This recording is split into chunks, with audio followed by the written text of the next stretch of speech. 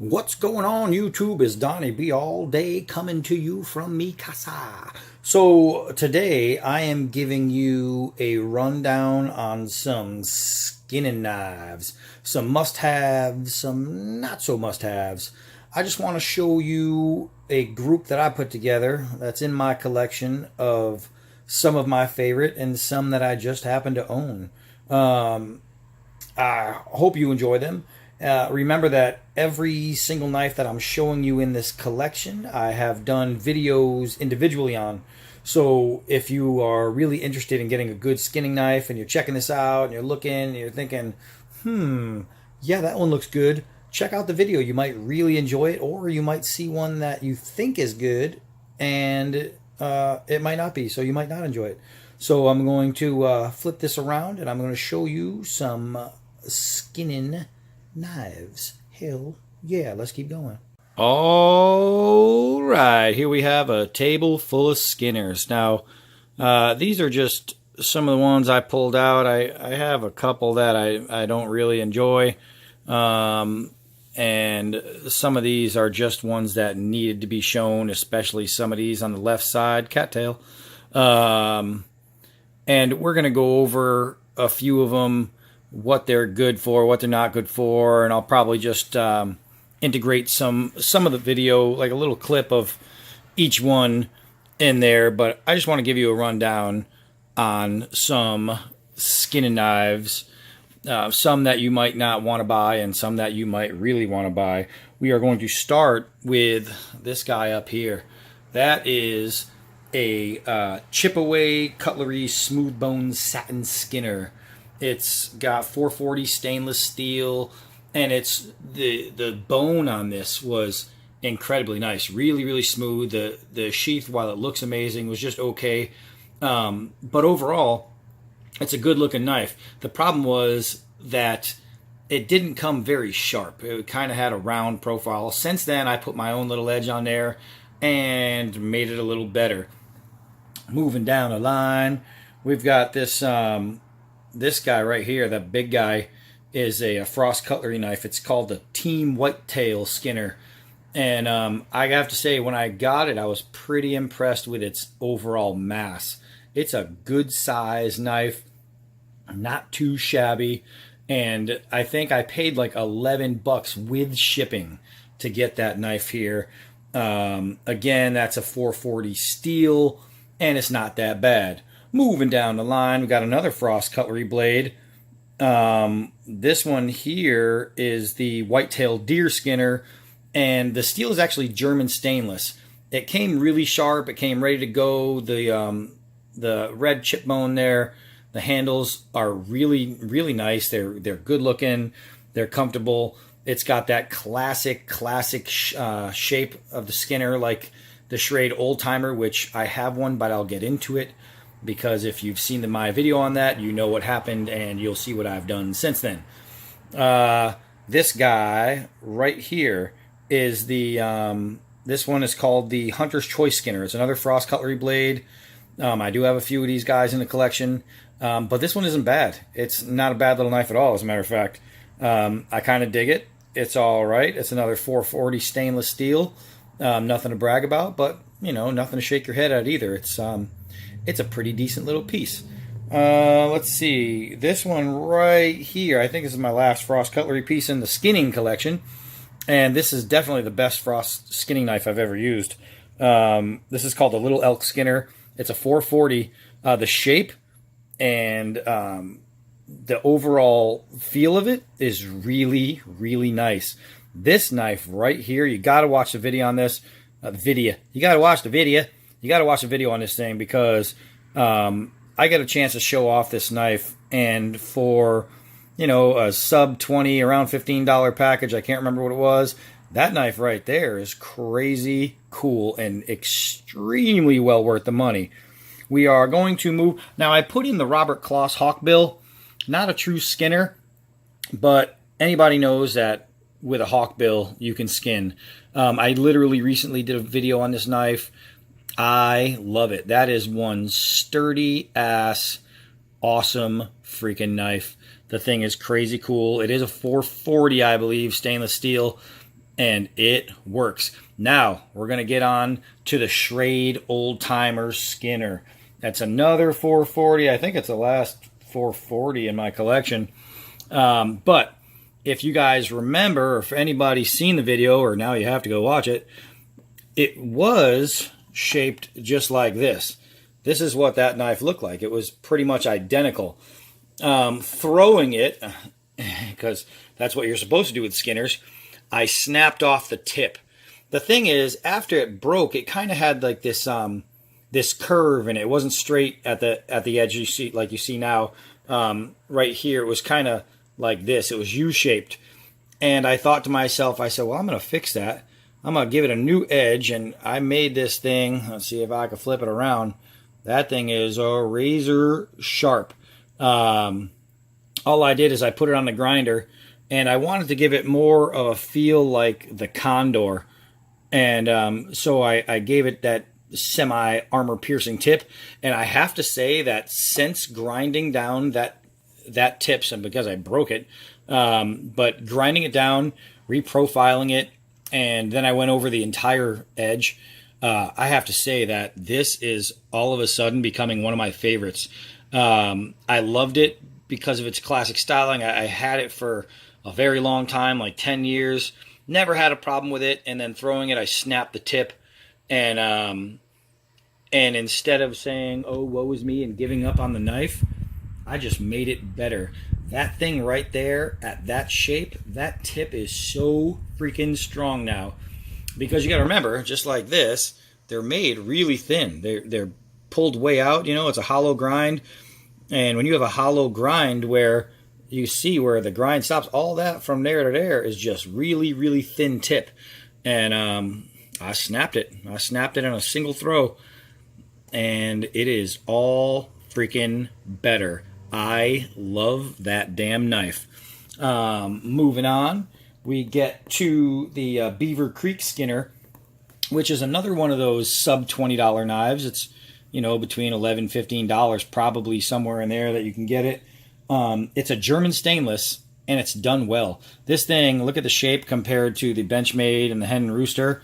You're talking about a very, very comparable shape knife.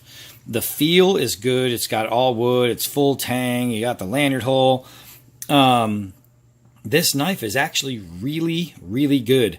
I have it sitting in, you know, I have my best over here, middle of the road over here, and then the not as best over there.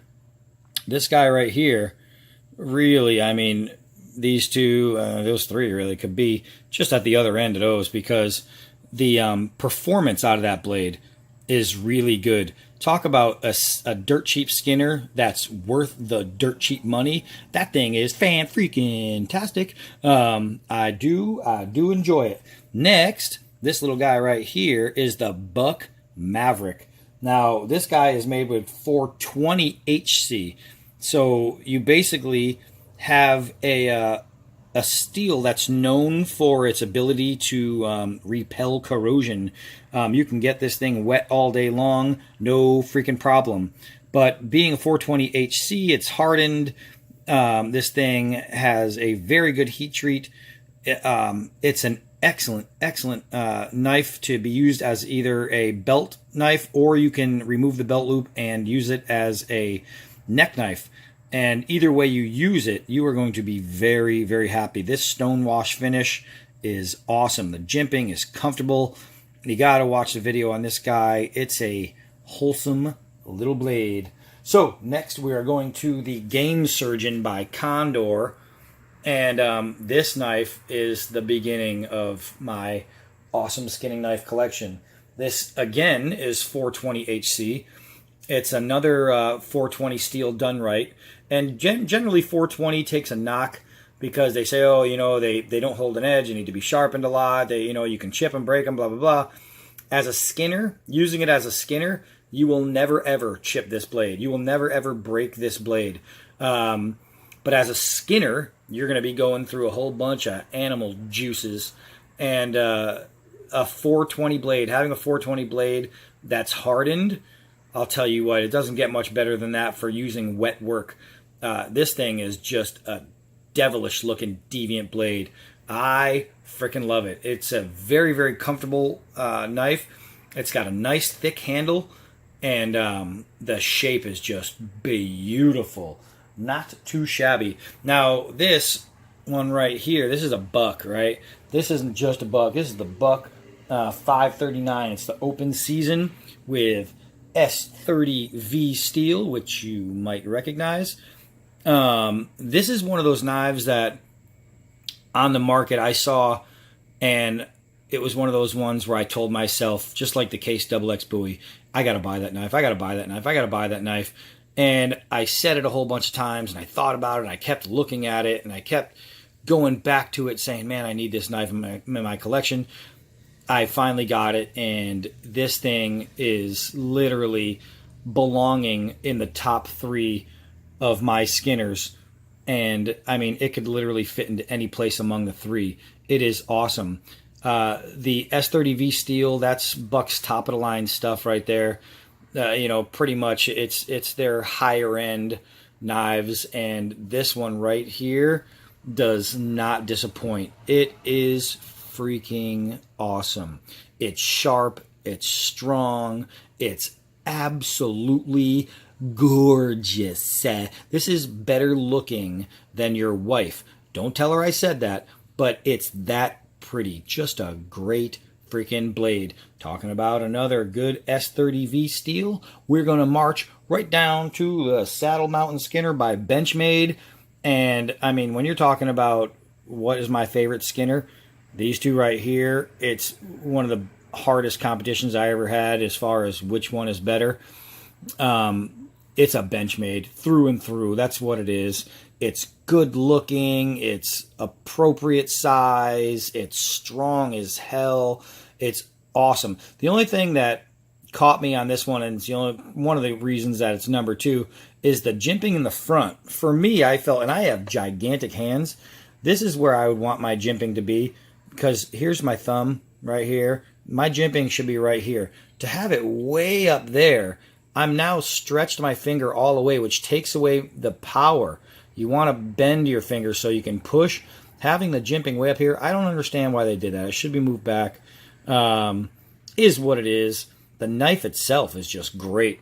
I mean, it is great. It's as great as they come, dog fur.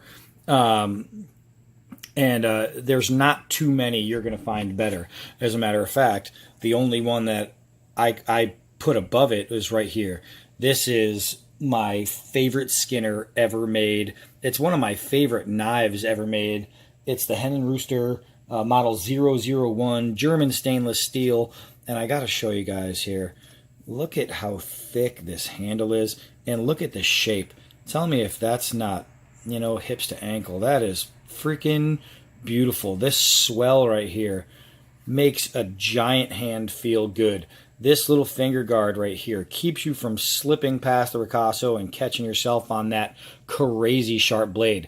No jimping, doesn't need to be. Look how thick the blade is, full tang all the way through. Anywhere you put your finger, this thing is going to react. It is a fantastic knife. Hen and Rooster, all day long, all day strong. I freaking love it. So, I mean, here it is. These are my Skinners. These are my choices. This is what I wanted in my collection, so this is what I put in my collection. Just a whole lot of good stuff. Oh, yeah, Eyewitness to the Alamo. That's a great book, damn it.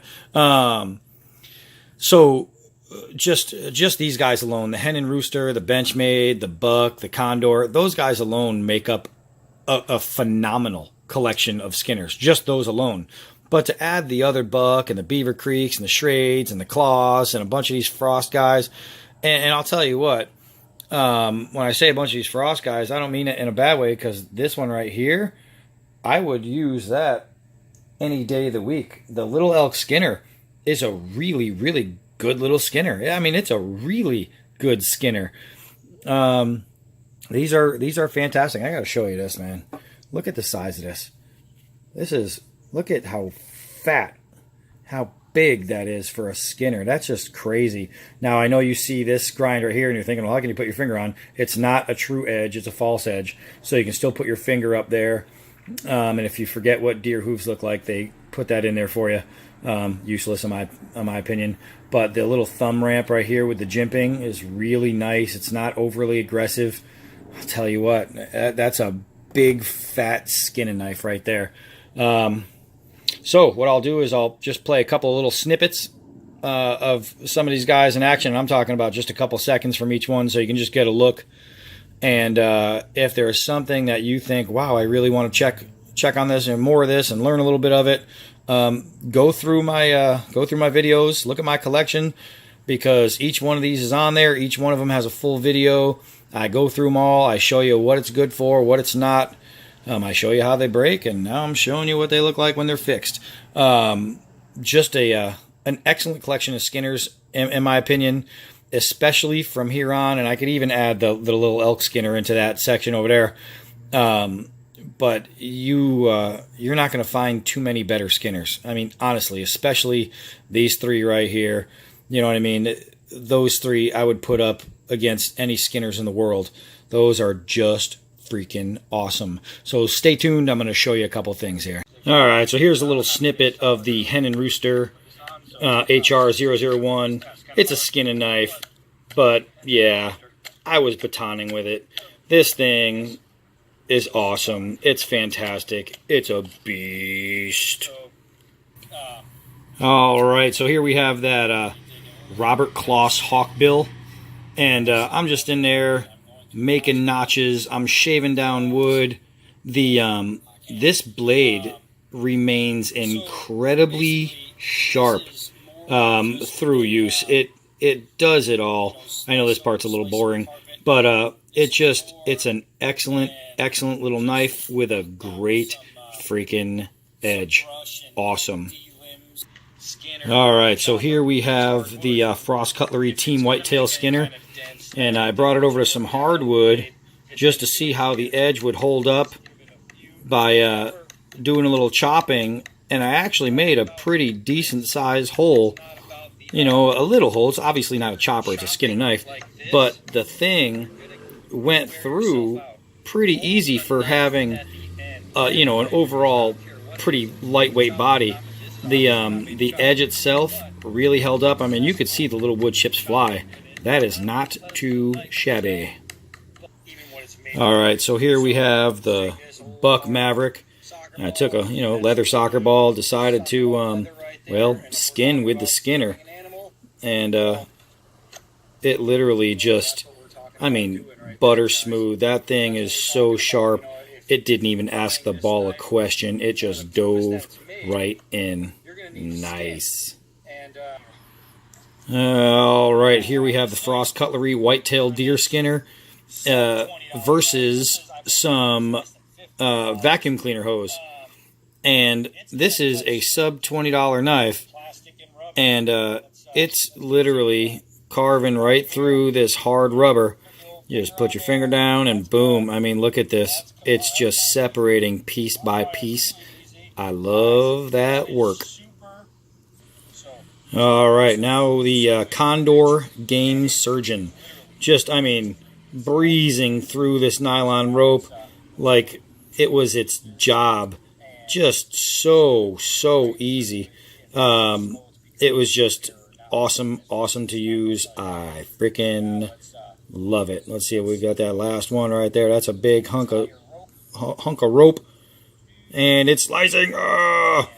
But it goes right through. It goes right through. That's not too shabby. That's half user error. All right, my Schrade old timer Skinner.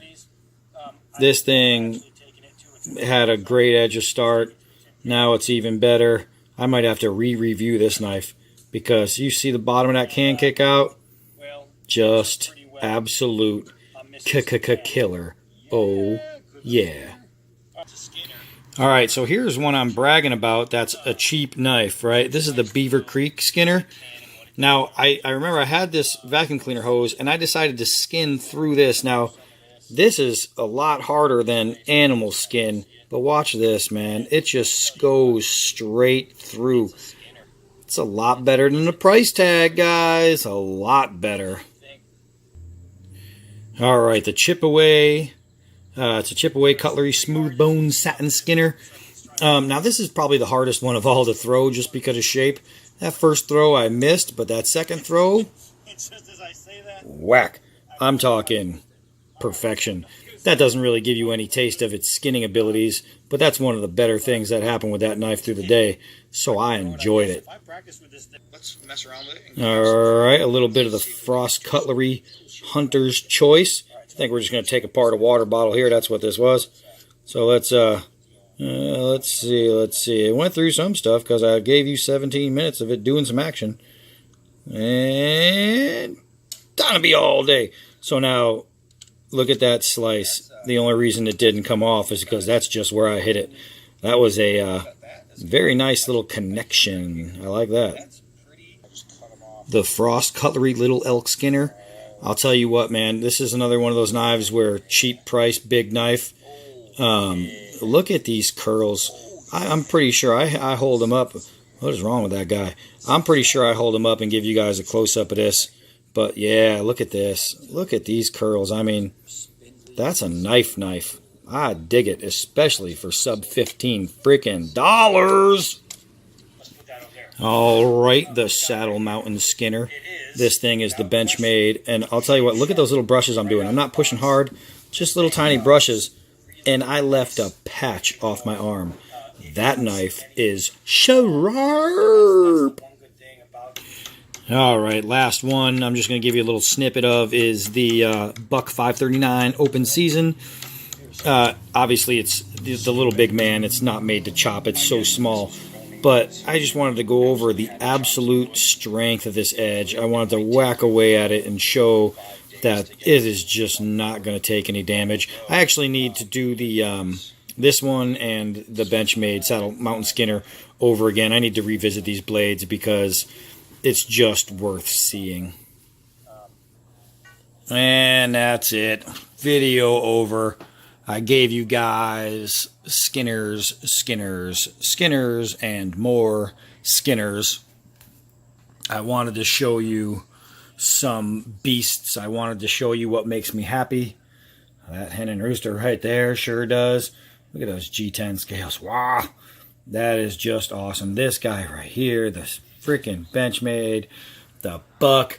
And I have to say that there aren't too many knives on the planet I enjoy more than this thing right here. But golly, I mean, putting it in this list with this group of knives, it's just, you know, to be with their brothers, I'm sure they're all happy because none of them cut me. So that's a good thing. One of the ones I'm most proud of is the rebirth of the Schrade Old Timer Skinner. This thing went from a really, really good skinning knife to just a fantastic, excellent skinning knife. Cheap ass sheath. But this thing, I'll tell you, man, if you break the tip off of it, do not throw your knife away. Just profile. Make yourself the strongest tip you can out of this thing. Grind it down. Make it beautiful. It's going to be awesome. Of all these knives, if I was going to say, you know, I mean, all of them, if I was going to say don't buy one for skinning, this guy right here, unless you know how to work an edge, the chip away cutlery is probably the only one that I would recommend you stay away from. And by all means, not because of its beauty, because it is a really good looking knife. But, you know, anywhere from, you know, the $150 range all the way down to the, you know, $10 range, we have knives here. And they all get the job done. Without a doubt, some better than the others. But if you're just using these guys for skinning, then you are going to have no freaking problems. I hope you enjoyed a skinning package. We'll have to do some buoys and other stuff pretty soon. I am Donnie B all day, and until next knife.